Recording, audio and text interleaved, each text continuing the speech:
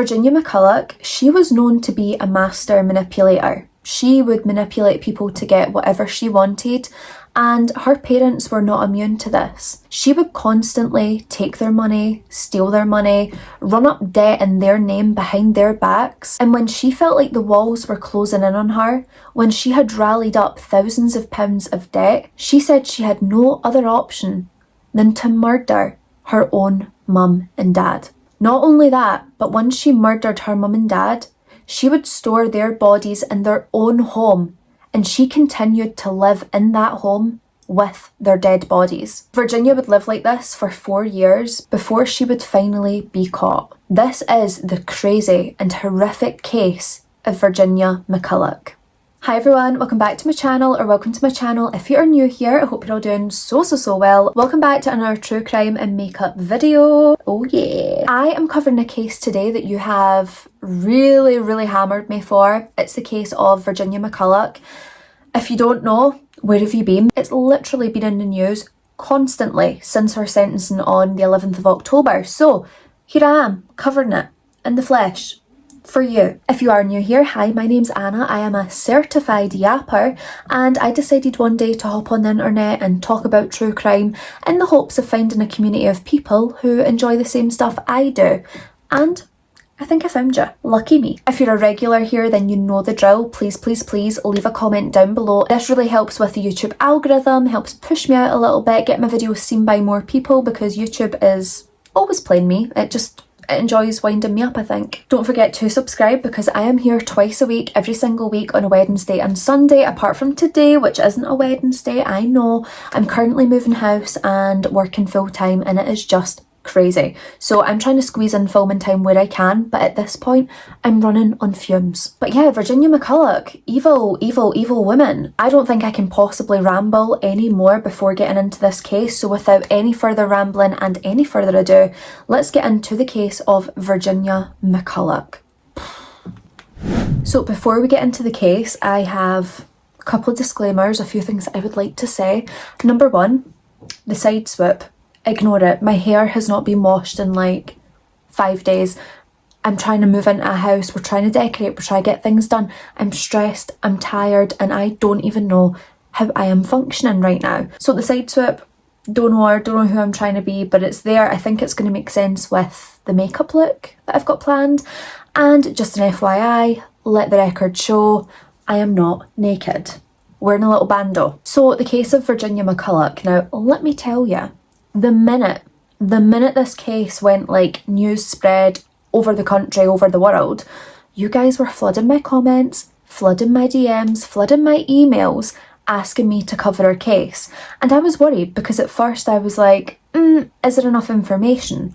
And then I went in a big deep dive, interviews, articles, statements from family, and I've compiled quite a hefty amount about Virginia McCulloch, and let's just say, I hate her. So Virginia McCulloch, she was born on March the 1st of 1988, and she was born in Essex of England. Now, she was born to her father, John McCulloch, and her mother, Lois McCulloch. Virginia, she was the youngest of 5 daughters, so she had siblings. I'm not really sure how close she was with her siblings when she was younger, but I do know as Virginia got older, her relationship with her family became very strained. So I really want to make sure that this video is dedicated more toward the victims of this case. So I really want to start off with talking about John and Lois McCulloch, the kind of people that they were, what people said about them. So starting off with John McCulloch. John was a very dedicated educator, and my God, he was a very talented one as well. He was a retired business studies lecturer at Angela Ruskin University. Now let me tell you, his pupils raved about him. Like, he was this very, like I said, talented educator. People really learned from him. He was really good at what he did. The information that he told the students was told in a way that made them interested and made them retain the information. And before his retirement, he really did have a big passion for teaching. This was the perfect job for him. Like, his family could not picture him doing anything else, and I don't think John himself could picture himself do anything else. John was also a really talented writer, and this was something that he was incredibly passionate about. He would work tirelessly. He would work why can I only speak English? Tirelessly.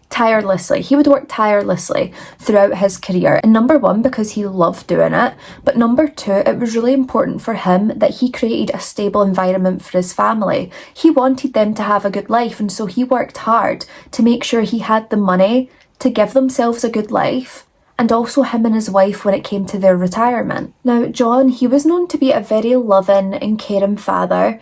People did say that he was more a functional parent than an affectionate parent, but his children all felt love from him. Maybe to the outside looking in, he maybe seemed more functional, but his family did feel loved and adored by him. They always said that John was telling really funny jokes, like your typical dad jokes that shouldn't be funny, but they are hilarious. And when he wasn't busy making people laugh, he would love to participate in his hobbies. His main two that he really enjoyed was golf and also snooker. And honestly, I have to say, Lois and John, they seemed like a very perfect match. Like, they had so many similarities, not just in things that they enjoyed, but just the way they were as humans. Lois was known as well for being really thoughtful and caring. She really cared about her family's happiness more than she cared about her own. And her family's happiness and making sure they were okay, that was always at the forefront of her mind. Now, I will say with Lois, as much as she could make friends easily, I'd say this was more through writing letters. She had like pen pals all across the world.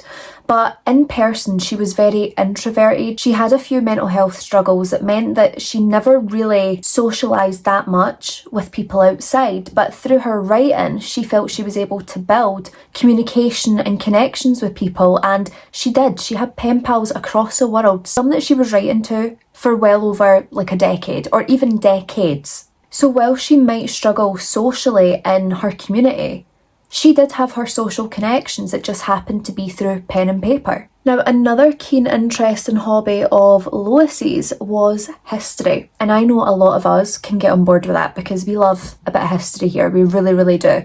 But she would love learning about history. She would read up on history. And she also had a very keen interest in the royal family, which I feel like so many people do. Like, whilst we're all here keeping up with the Kardashians, Lois was keeping up with the royals. Now, John and Lois, they were described as being very doting and loving grandparents. Their grandchildren was like their pride and joy. They were absolutely obsessed with them. They were so proud of them as well. Now, as well as spending time with their grandchildren, their other favourite thing to do was to go to the seaside together. They adored the seaside. They had actually spoken about moving toward the seaside in their retirement, but for them it just had so many nice memories attached to it and it was so peaceful.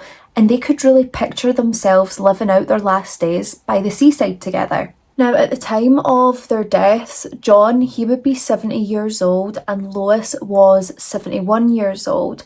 Now, I kind of alluded to in the start that Lois struggled with her mental health, but both of them, honestly, weren't in the best of health. And their daughter, Virginia McCulloch, she was supposed to be assisting them and supporting them with their healthcare, making sure they got their medication, making sure that their needs were met. She had agreed to do this for them. Now, John, he had hypertension, which is high blood pressure. He also was a type 2 diabetic. He also had hypocholesteremia, which I don't think I've even said that right, but I'm guessing that's high cholesterol. Now, I know hypertension, you definitely need tablets to bring down your blood pressure. I'm not sure with high cholesterol. I don't know if that's more a diet change than it would be medication. And John, he also had glaucoma. Now, of course, for John, with these types of illnesses, he required regular checkups with his doctor and also regular prescriptions to keep his conditions under control.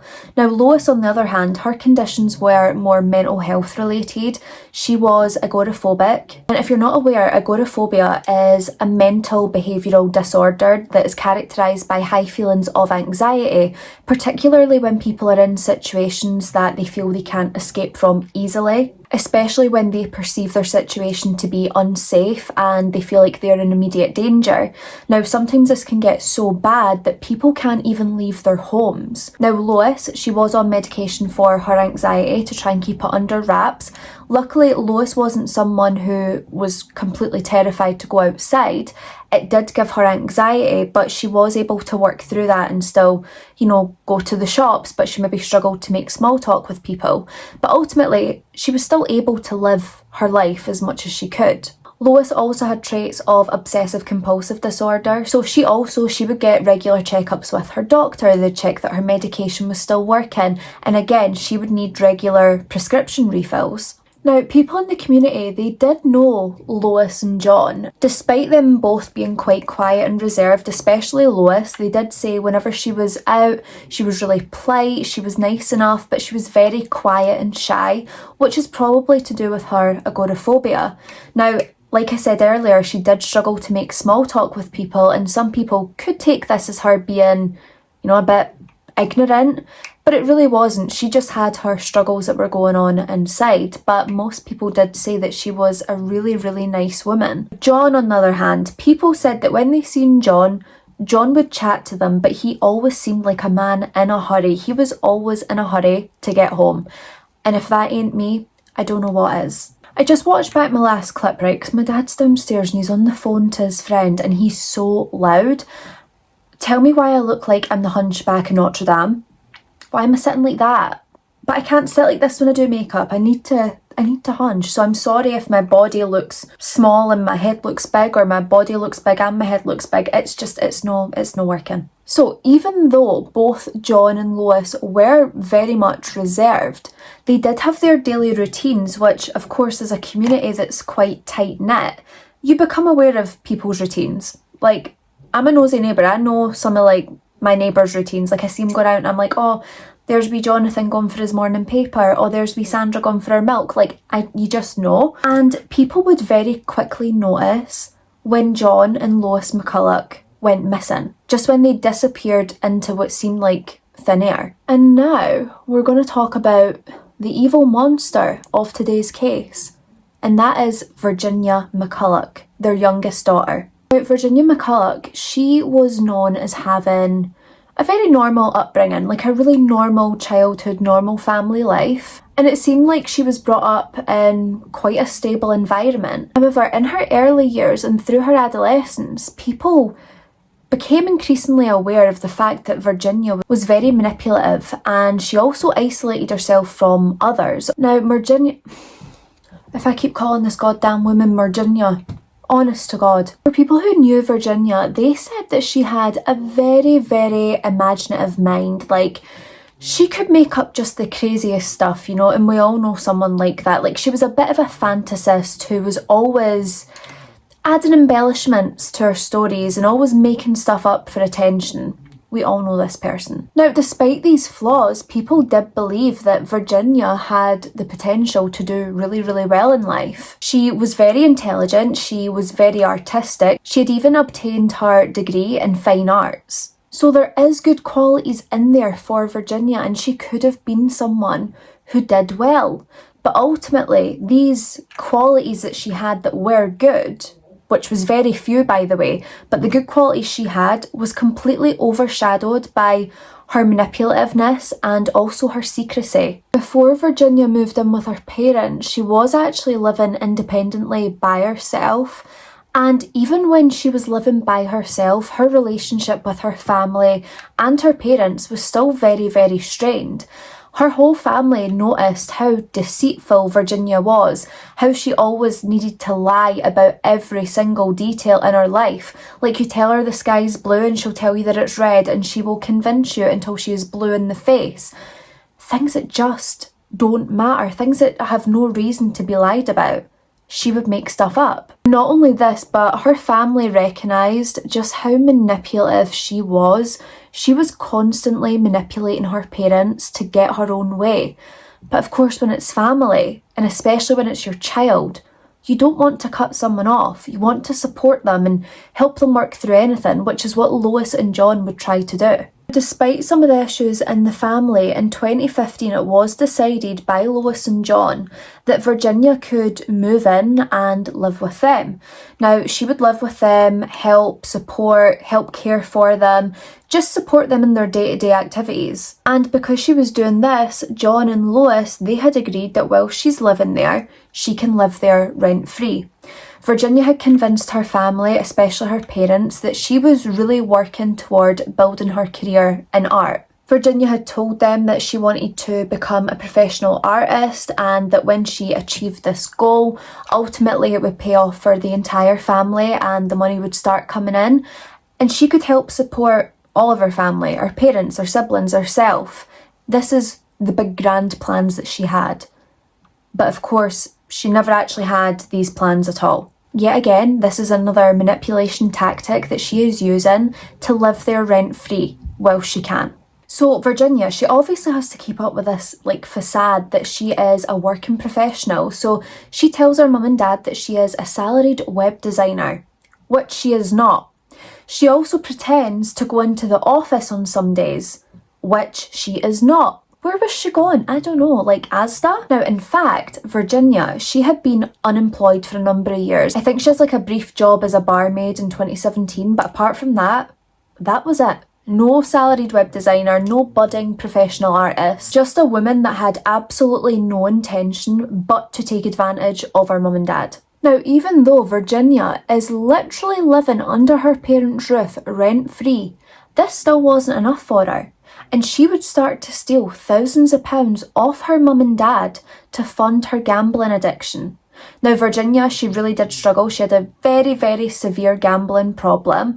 And when her money had run out, she decided to use her parents. Remember what I was saying? Her parents, especially John McCulloch, if we really want to get down to specifics, he had a very, very successful career. He made money, he had savings, and his pension was honestly pretty incredible. And you can only imagine how excited Virginia was when she realised that living under their roof, she would be able to get her hands on some, if not all, of this money. Virginia, she wasn't just spending their pension money, she was actually running up huge amounts of debt. I mean thousands of pounds worth of debt on credit cards in her mum and dad's name. And to try and hide these horrific acts of betrayal towards her parents, she would forge letters and fraudulent documents from financial institutions that would state that Lois and John had been the victim of fraud and scams. Some of these letters had also said that banking failures had resulted in money being taken and not returned. Others were saying they were hacked by these professional hackers and they had took some of their money. And of course, because it's hackers and scammers, Virginia says to her mum and dad, you're not going to be able to get that money back. That money's gone. You just need to live and let live, move on, no harm, no foul. When in actual fact, this evil monstrosity of a daughter was stealing her parents' hard-earned money. By the time Virginia would commit these murders, she had amassed an enormous amount of debt in her parents' names. And believe me, Virginia McCulloch, she was not even close to being finished with spending and stealing her parents' money. So in March of 2019, Virginia, this is when she really starts to freak out. She's thinking, the walls are going to start closing in on me very, very, very soon, and I need to do something about this before people find out the big black hole of financial debt that I have got my parents into. And she could only think of one solution for this problem, and that solution wasn't coming clean to her parents and explaining what she had done, owning her and moving on and facing the consequences. The one solution she could think of was to get rid of her parents. No, just send them away, no buy them a house in Spain, to murder her own parents. What the hell? Now, throughout this same March, Virginia, she started to accumulate a large amount of prescription medications, mostly sleeping pills, because she thought this would be the best medication to kill her elderly parents with. But not only this, in May of that same year, 2019, she would go and purchase a very, very large knife, and this large knife's purpose was none other than to murder her parents.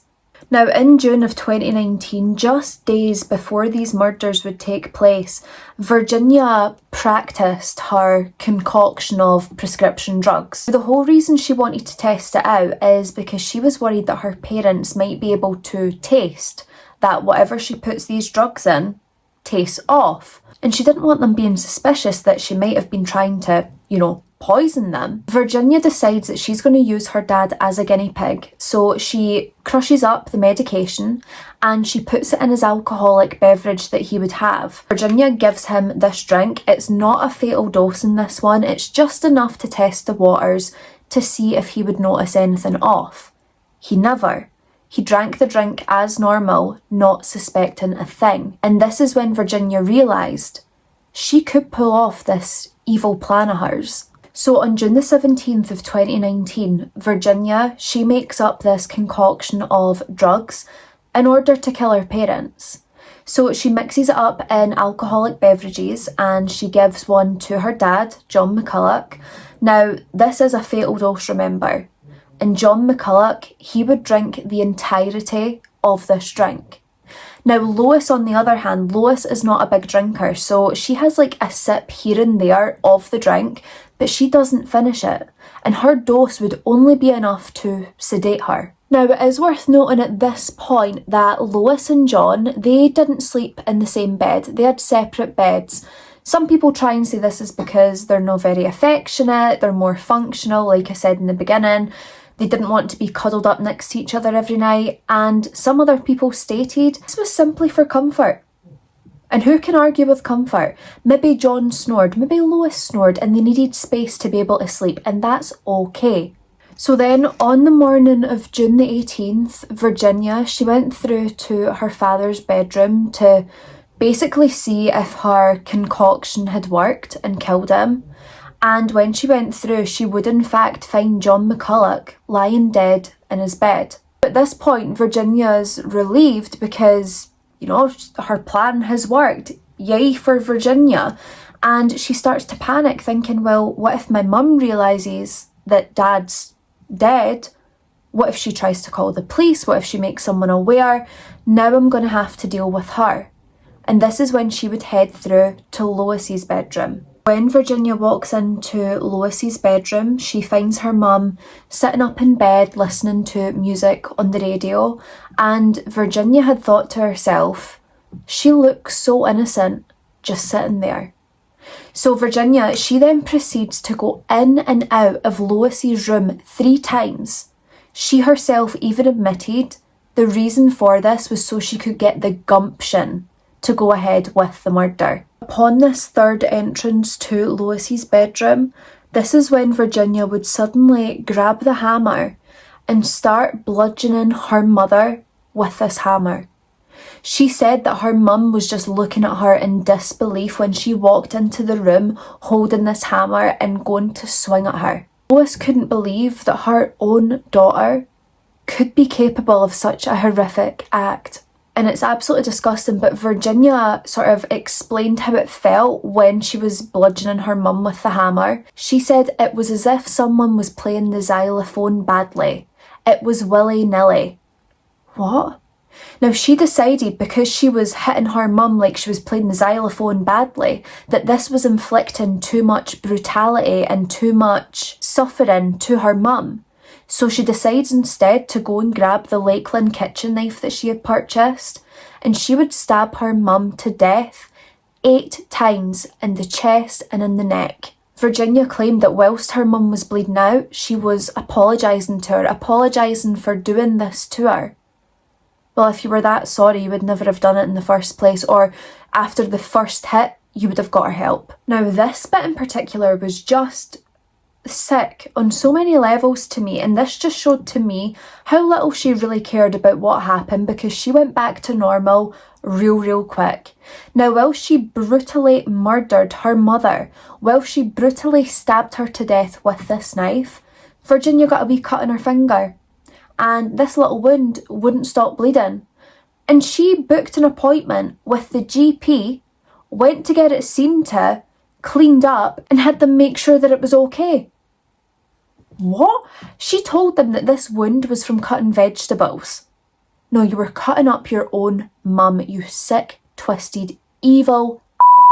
Now later this very same day, Virginia, she drove into Chelmsford and she went to buy plastic gloves and sleeping bags, which of course was put on her dad's credit card because she's not going to spend her own money. I mean, don't even think she has her own money at this point. And as soon as she got home, she would get to work on concealing the bodies of her mum and dad. Now, Virginia at this point doesn't have all the items that she needs to conceal her father, so she places an order on B&Q and 2 days later this arrives. She had gotten breeze blocks, like what you use to build structures, and I don't know if you use them to build houses or something like that.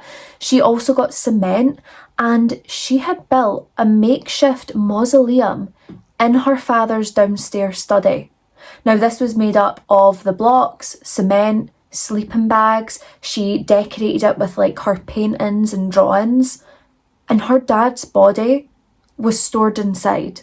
Now Lois's body, on the other hand, had just been wrapped up in plastic bags, I think 11 plastic bags, and also the sleeping bags, and then Lois's body was just dumped in the back of her wardrobe. This here to me just signifies something deeper. I get the feeling that Virginia must have really, really hated her mother, because how can you build a mausoleum / tomb style thing for your dad and yet your mum's just dumped in the upstairs cupboard in a sleeping bag and plastic bags? And it's like, even if we look at these murders together, like, don't get me wrong, they're both horrific and disgusting, horrible murders. But John McCulloch, he was poisoned and then he went to bed and essentially died in his sleep.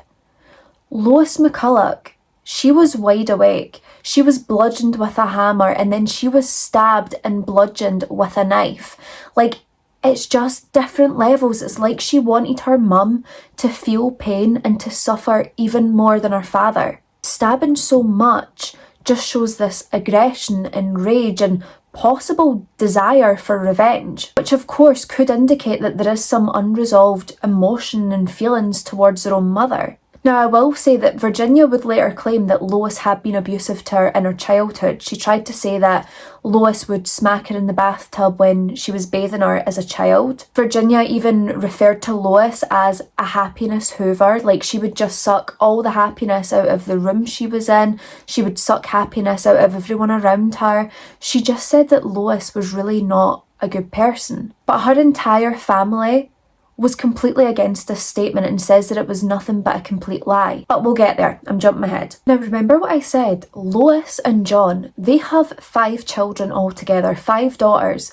They have grandchildren. They have a community of people who know them and see them on a daily or bi-daily basis. And Virginia knows people are going to start realising that her mum and dad are missing, especially their own children. She's going to start doing some groundwork for a 4-year plan of what she is going to tell people about where her mother and father are. So first up, Virginia, she takes Lois's mobile phone on June the 18th and she texts a relative and tells that relative that they're going to the seaside in Walton for a week. So this buys her a week's worth of time. Now, of course, Virginia, she can't forget about number 1, and that is herself. So what she does is on June the 19th, she poses as her mother so she could obtain a new credit card and a new PIN number. After she has this, she goes ahead and does a little shopping haul for herself, gets herself some nice clothes, some nice jewellery, just really treats herself. She deserves it, Not only that, but Lois would make phone calls to relatives and to the doctors, whoever she needed to speak to, and she would pretend to be Lois. And when birthdays and special occasions came around, Virginia hopped right on Moonpig, got a wee Moonpig card delivered along with a gift card or a little gift that they sell on there to cover the tracks and make out that it was coming from Lois and John. Now, if you're wondering what happened to this gambling addiction that she had, that gambling that she just loved to do, this was still ongoing and it was getting worse and worse and worse. Between June the 1st of 2018 and the 14th of September 2023, Virginia had spent over £21,000 on gambling. And I'm sorry, but how can you be so bad at gambling that you spend £21,000 and you lose it all? She had nothing to show for it. I also just really want to jump in here and say that I'm not trying to like make fun of gambling addiction, because I know it is a really, really serious thing and people really, really struggle with it. Gambling is an addiction and addiction is a disease. I get that. And I know a lot of people, they will steal from their families, they will steal their money, they'll sell their possessions in order to get money to do more gambling. But I'm sorry, it would be a very, very rare case that someone murders their own mum and dad to get money to continue gambling. You have to be some sort of sick, evil, psychotic, twisted person to do that. Now, not only was Virginia continuing with her spending spree of the money that was in her parents' house and also running up mass amounts of debt on their credit cards, she was also now getting all of their pension money. Think about it, this money is being paid out in their names. She has access to all their cards, all their accounts. She was taking all this money.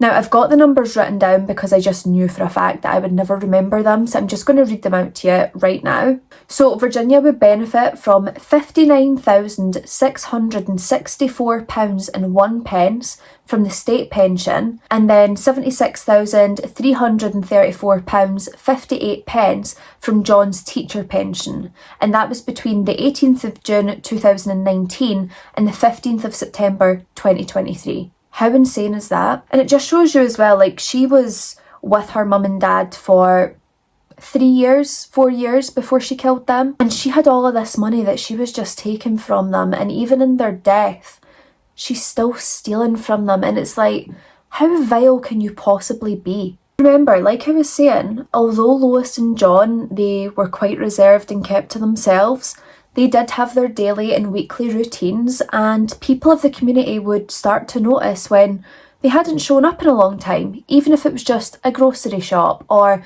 even if it was just a flubber shop. They all realised. Now, a greengrocer at Vineyard Shopping Centre near the McCulloch home, there was a man who worked there by the name of Paul Hastings, and he noticed right away when Lois and John hadn't been in for a very long time, but Virginia had been. Now, Paul, he asked Virginia, where's your mum and dad? I've not seen them in a while, like, how they doing, blah, blah, blah. And Virginia tells Paul, Lois and John, they don't live in Great Baddow anymore. They moved away elsewhere. They're enjoying their life somewhere else. You'll never see them again. They're not going to come back, so like, don't look for them, Paul. And Paul was, oh, that's strange. Like, surely they would have said if they were moving away. They never mentioned it the last time they were in. But Virginia just kept up with, nah, they just decided on a whim, gonna move. Virginia, by the community, she was deemed to be quite irrelevant. But she was irrelevant, but a known weirdo. She was really strange, really eccentric. And I think because she was so eccentric, she could get away with saying, like, out-of-pocket things without anyone really questioning her on it. Because anytime she said stuff, people just didn't take her seriously, because it's like, oh, there's Virginia just being the weirdo that she is. But on one occasion, she had went into Paul Hastings' shop and she had said, the police are trying to get me. They think I've killed my mum and dad. And Paul Hastings, he said, like, obviously I found this weird, but yeah, again, like, this is Virginia the weirdo, like, she says strange stuff. And it never aroused any real suspicion. It just made them feel like, oh, that's inappropriate. Paul said with Virginia, he would either see her constantly or not at all. There were some days where Virginia would go into the shop 4 times in one day. And then there would be other instances when he wouldn't see her for like 2 weeks. Paul had described her as being very strange and overly chatty every single time she was in the shop. She was always given more detail than what was necessary. Like, she always wanted to talk about stuff that no one really had to know about. And just in case you've forgotten, let's bear in mind that Lois and John, they both had medical conditions that they required medication for, and they also required regular checkups from the doctor. So, like, how was Virginia going to get by this? Well, she would phone up the GP and pretend to be her mum. On some occasions, she was even pretending to be her dad. Don't know how she did that, but somehow she did. And whilst pretending to be her parents, like, one day she's calling up to make the appointment, and then a couple of days later she's calling up and she's cancelling it, and she would keep doing this. She made so many calls to the GP It's unbelievable. Now, sometimes Virginia would call up as herself and she would cancel the appointments on behalf of her parents, saying, oh, they're unwell, oh, they're on holiday, oh, they're actually away travelling for a period of time. And it's like, well, where's their medication? Like, they need their medication. They can't just go off on holiday and, oh, it doesn't count because I'm on holiday. Like, the GP was very concerned, but at the same time, they can't dictate what someone does with their life or ultimately if they're on top of their healthcare. Like, it's up to them. Now, the best thing... Oh God, I just pat up my hair. But the best thing for Virginia was actually when the pandemic hit in 2020, because this meant, with the restrictions in place, appointments were remotely done. They were done either by phone or by video call, and she could easily masquerade as her parents through these remote appointments. So there were some instances where she was able to keep up that pretense. And I know what you're thinking, how could she hide this from Lois and John's other children or grandchildren, whoever else was looking for them? Well, Virginia, she would tell her family just what she told the doctors, that her parents were unwell, that they were on lengthy trips, that they were moving away, that they were getting stuff ready, like just all this crazy stuff. And she was like, yeah, you can't talk to them, they're actually so busy, like snowed under. Call back next time, see if you're lucky then. And then Virginia would like make plans with the family on behalf of Lois and John, and then on the day of those plans she would cancel them, or they would just not turn up, and she'd say they're unwell, they're busy, they're going on holiday, they're going on a trip, they're going to be away for a month or two. Just wild excuses that her family were getting really suspicious of. Whilst Virginia is coming up with all these stories and narratives about where her parents are, what they're doing, why they've not been on the go recently, she couldn't help but make up some stories about herself along the way. She's like, God, if they're getting all this attention, I'm going to get some attention myself. So Virginia would claim on multiple occasions that she was pregnant. She even went as far as purchasing maternity clothes and wearing a fake baby bump, which, can I just say, must have been the cheapest baby bump she could find, because, my God, it looked fake. Everyone knew this was fake, but just Virginia being Virginia. And listen, it didn't stop there. Like, Virginia was going to the GP and she was convincing the GP that she was pregnant. And even if the GP was like, no, Virginia, you're not pregnant, like the test it's negative, hun, you're not. She'd be like, but I am pregnant. And then when that wasn't working, she would go into the doctors, say that she was pregnant but had miscarried, and would like request examinations to make sure everything was okay. Now, another thing with Virginia is, in the community, she would try and buy friends. She was always trying to buy people with gifts and food. That low-key might work on some people. I'm not going to say it would work on me, but if she showed up with like a Chinese curry, could I turn it down? Probably not. She was literally leaving takeaways on people's doorsteps, and one person had said that she left a takeaway that could have fed them for like 2 weeks, and it was such a big amount that they got a friend round to help them finish it. I'd be worried it was poisoned, but honestly, like, I get it, it's a takeaway and it's free, and yeah. Those things are expensive these days. But even shop owners, like, she would show up to the shops with gifts for the owners, and these owners, like, they never found it flattering or kind, they just found it outright creepy. Now, what is absolutely crazy is from July 2020 until the very day she was caught, Virginia would make 238 calls to the Essex police. What were these calls for, you ask? I've no idea, but I've just heard it was really trivial, stupid stuff. Now, police believe that this was probably her paranoia, like her wanting to phone up and see if there was any suspicions around her, or trying to seem like a concerned citizen, so, you know, they wouldn't look at her so much if anything went on. I don't know, but it was cray-cray. And then in October of 2022, Virginia, she actually called up the police, pretending to be her mother, Lois. Yep. False identity under the police, crazy. But she called up pretending to be Lois just to tell the police that her and her husband, so Lois and John, had been staying with multiple different relatives and friends.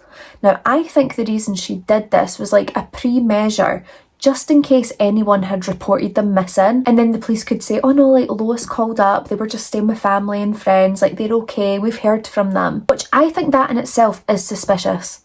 Is it just me? I don't know. And honestly, like, it just doesn't get any crazier than this, right? But on August the 18th of 2023, Virginia McCulloch phoned the police, asked them to come over to her house so she could give like a description and a statement about an assault that happened to her in her own back garden. Now, of course, this assault, it was fake. It never took place. But when the police showed up, she willingly invited them into the house that stored her mum and dad's dead bodies. She invited them in, gave the statement, told them what happened. She even showed them the little marks on her faces, which just looks like she had very lightly slashed her own face. And Virginia, she was continuing this evil charade. Like, she was dedicated to the act. I would do this for like one day and be like, do you know what, arrest me, I can't do it anymore, I'm tired. But Virginia, like, she was keeping up with this.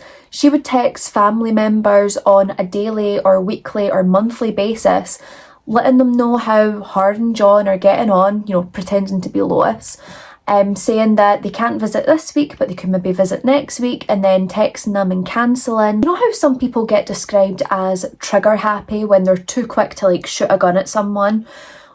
Virginia was like trigger happy for the telephone. Like, she was dial happy. Like, she just loved dialing up like GPs and police and whoever she could just to chat away. And Virginia had called her mother and father's GP 185 times, making appointments, cancelling appointments, rescheduling appointments. She was doing this constantly. Every phone call she made to make an appointment was followed by a phone call to cancel the appointment. And the GPs were becoming very concerned that Lois and John had not been in for checkups or medications. And with all the phone calls of cancelling and making appointments, etc., the GP receptionist, this ultimately raised a red flag with them. They decided to contact the safeguarding team at the Essex County Council to basically request a welfare check done because they were concerned about Lois and John's welfare. So the Essex County Council, they decided to contact the police and make them aware of the doctor's concerns, and this ultimately resulted in the police wanting to speak to Lois and John themselves. But of course, they would be greeted by Virginia. The police, they spoke with Virginia on the 13th of September 2023, and she had told them, you know, you can't speak to my mum and dad right now because they're travelling. They will be back in October, but they don't travel with their mobile phone. So unfortunately, I can't even call them for you. And there's the door, just wanting rid of them. Now, officers, they felt like Virginia was acting very erratic, very secretive, and they felt like they weren't getting the whole story and that there might be something else going on here. When they had went back to the station, they just felt like things weren't adding up. Virginia's story was just all over the place. The police, they're kind of like going back over Virginia's story and telling of, you know, the events that are transpiring. And they're just thinking, you know, this isn't right. Her story is all over the place. How come no one has seen Lois and John for like the best part of four years? Now, what started as a missing persons investigation would very quickly turn into a murder investigation, and a search warrant would be executed on September the 15th of 2023 with the police forcing entry into the McCulloch home and arresting Virginia McCulloch. But the police had absolutely no idea just what had happened within those four walls. Now, on this occasion, with this police visit, McCulloch, she was very, very, very, very forthcoming with information that she had previously withheld, and she admitted that she had murdered both of her parents. She had even said to the police, I did know that this day would come eventually, and I deserve what's coming sentence-wise. It's the right thing to do, and then maybe that might give me a bit of peace. Yeah, your peace, Virginia hun, is not at the forefront of anyone's mind. I don't give a tiny rat's ass if you have peace or not. So, yeah. And I'm sure you're all very aware of the clip that has gone viral of Virginia McCulloch basically trying to have a joke with the detectives, telling them to cheer up, at least you've caught the bad guy. Like, how can you joke? Like, you have murdered your mum and dad and the police have found out and you're joking about the fact that they've caught the bad guy? What? Virginia, she tells the police that she poisoned her own father and also brutally bludgeoned her own mother to death. She tells them about the murder weapon. She explains that there was a hammer and also the large knife. She told them where to find it. She even said that the hammer would still have blood on it as well from Lois. Then Virginia gave a very detailed description about where her mum and dad's bodies were. Now, Virginia McCulloch, she would be charged on 2 counts of murder and she would be put in front of the magistrates on the 18th of September before then being remanded in custody. Then on September the 29th, she would appear in Basildon Crown Court via video link, and the video link was basically her in Peterborough prison and then it being broadcasted to Basildon Crown Court. Why am I mansplaining that? I think it's pretty clear what a video link is. I'm sorry, I don't know why I did that. But Judge Samantha Lee, she would set her plea hearing date for December the 1st. So December the 1st rolls around and Virginia McCulloch, she would appear in Chelmsford Crown Court this time, again via video link from prison. But she didn't enter a plea at this time because her defence had basically argued that they needed longer to prepare reports from witness experts. With this being said, the judge had then set the next hearing for February the 5th of 2024, but given them a deadline to prepare their reports by February the 1st of 2024. So on the 9th of February, Virginia, she appeared in court yet again, like she's becoming a regular here, and then she was further remanded in custody pending another hearing in March. And then finally, on March the 1st of 2024, the judge had set a trial date for October the 7th. However, they wouldn't need this. On July the 4th, Virginia McCulloch, she would enter a plea of guilty to both the murders of Lois and John, and then the judge had set in place her sentencing date for October the 10th of 2024. I should say it wasn't set in stone for that date, it was scheduled to begin on October the 10th, but the actual hearing would take place on October the 11th. So for the sentencing hearing, it had Lucy Weldon, who was acting on behalf of the prosecution, and then Christine Agnew, who was acting as part of the defence. So the prosecution, they're trying to give an overview of who Virginia McCulloch is as a person, and they talk about the fact that she engaged in fraudulent activities and stealing from her family long before these murders even took place. She was always driven by stealing their money. She had even stated that after the murders, the only thing that Virginia McCulloch was concerned with was deceiving the outside world to where her parents actually were. Weldon had also told the court that she continued to spend her father and mother's pension, and she spent it in any way that she wanted.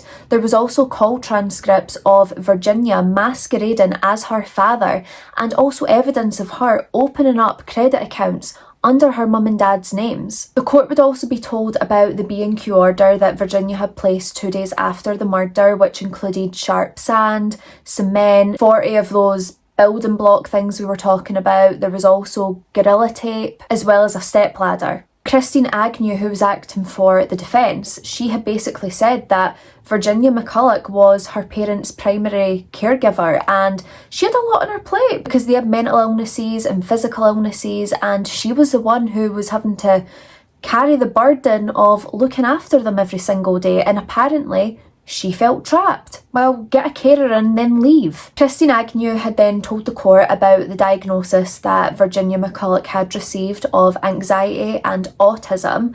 Now, she had said, I'm not saying this excuses what she did, but in some way it does explain why she did what she did.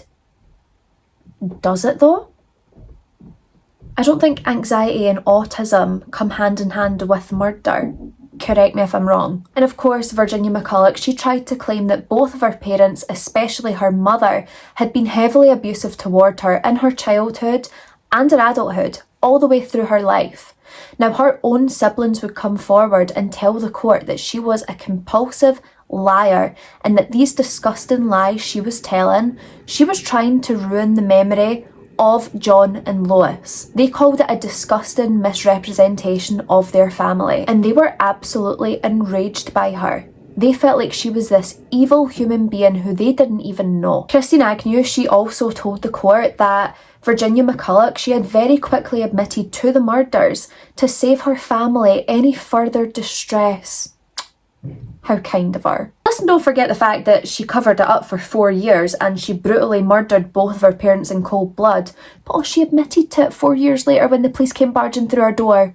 So Virginia McCulloch, she would be sentenced to life imprisonment, and the judge had ordered that she would have to spend a total of 36 years at the very least just to be considered for parole. The judge had told her that she had completely robbed her parents of any dignity in their death, and that her conduct was a gross violation of the trust that should exist between parents and their children. That means that Virginia McCulloch, she will not be eligible for parole until 2059, and it's also worth mentioning as well that her, mental illness diagnosis, that was basically ruled as not reducing her culpability for her actions. So she was completely within her right mind whilst committing these actions, and she knew exactly what she was doing before because it was premeditated, and after, considering she covered it up for 4 years. Now, just before we do close off this video today, I do just want to do the 360 that we always do, bring it right back to the victims, and that is Lois and John McCulloch. Their family have given statements about the kind of people they were,